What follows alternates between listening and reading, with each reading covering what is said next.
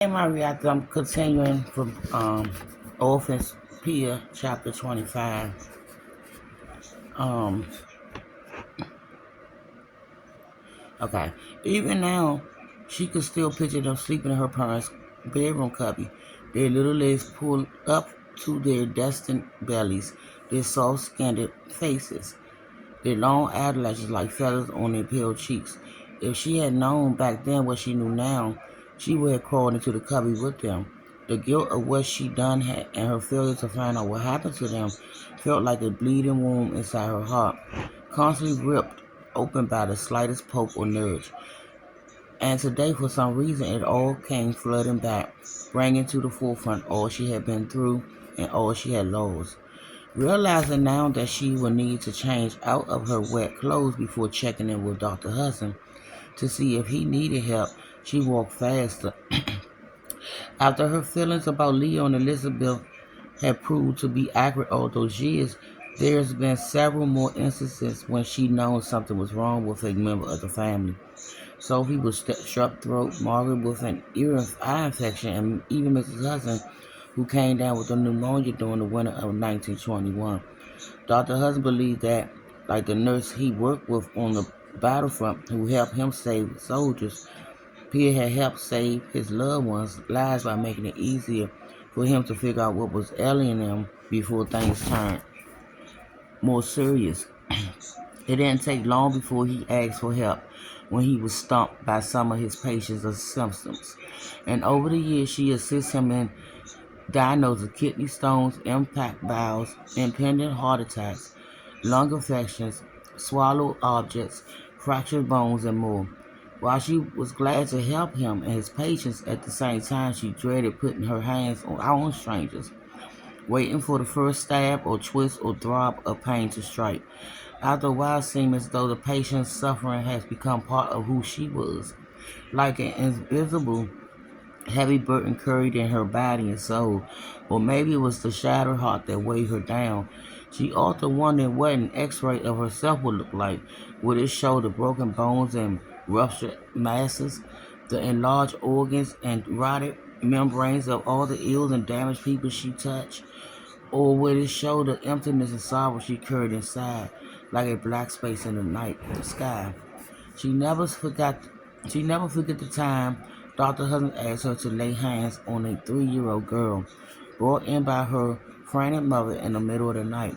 The child was curled up in a ball, howling in pain, her face covered in sweat, her lips blue.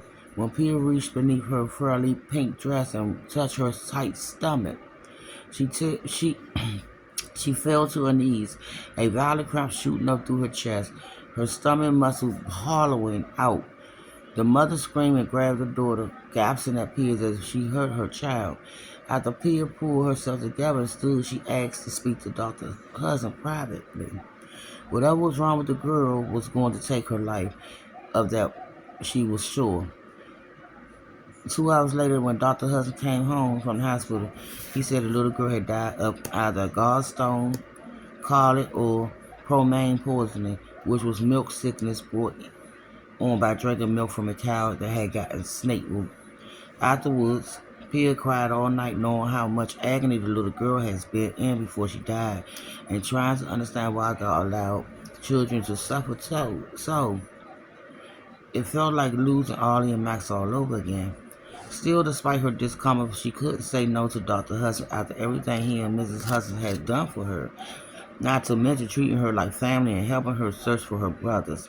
They even started paying her several years ago, along with continuing to supply free room and board. She has she had Christmas dinner and opened presents with them, and they gave her gifts and a cake on her birthday. Despite the fact that she didn't deserve their kindness and generosity, she was thankful for it. She cared about them and thought they cared about her, and she loved the children more than she would had thought possible. Margaret, Sophie, Elizabeth, and Cooper treated her more like an older sister than her nanny, and they needed her, at least she told herself they did. At the same time, she felt like she was living someone else's life. Perhaps was her perhaps that was her punishment.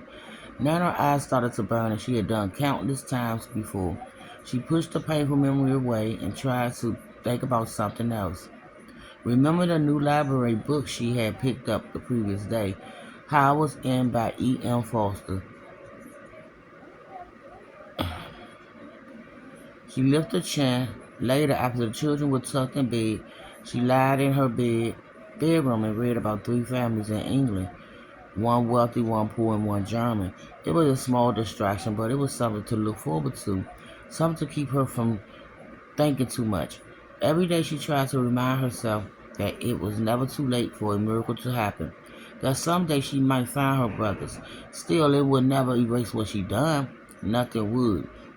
When she turned the corner onto the next street and near the husband's house, she furrowed her brows. A strange man was at the front door. Visitors has been welcome again since the end of the epidemic, but most of them were friends, couples from church, or the brothers of the the mothers of girls' classmates. The man at the door in scuffed boots and a ripped vest, rain soaking his scraggly hair, didn't look like anyone from the Hudson's close circles. Maybe he was looking for Dr. Hudson and hadn't seen the sign pointing to the office. She she shoved her hands in her pocket and hurried up to the sidewalk. "May I help you?" she said. The man spun around, grabbing a new boy's cap off his head. Hey, I'm here to ask about a friend. She went up the steps on to the porch. "Are you looking for Dr. Hudson?" "No, I'm looking for a girl named Pia Lane." And I will be back, y'all.